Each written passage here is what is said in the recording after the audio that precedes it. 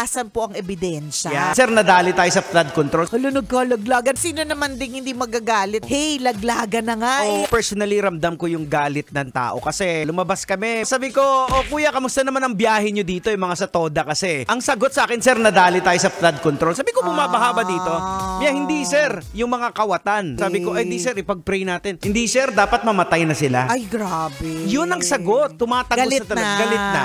Sino naman ding hindi magagalit sa mga nangyayari naman kasi talaga. Siguro yung mga tao parang napapagod na din. Gets, naiintindihan din naman talaga natin. And we hope and we pray na meron talaga siyang patunguhan. Meron akong kausap kahapon. Sabi niya, pag ito wala pa nangyari, hindi ko na alam kung dapat pa ba akong bumoto next time. Yung South Korea, tinigil na yung 28 billion na dapat ipapautang sa atin kasi sa risk na baka makurap lang. So hinanap ko pero yung news hindi article. naman natin alam kung totoo. Legit yung nasa Inquirer siya. Alam niyo po ang pinakamahalaga, asan po ang ebidensya.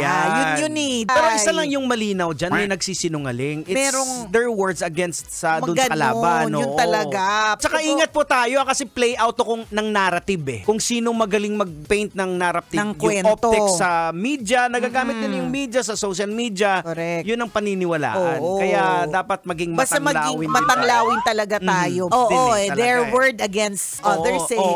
Hey, laglagan na nga eh. Hala, nagkalaglagan. You will save your own. Kapag ka panahon na pala ng gipitan, laglagan na pala talaga. Maganda din talaga na i-documentan lahat. Yan. May resibo. May resibo. Yan. Maniwala kayo sa taong laging nai-scam.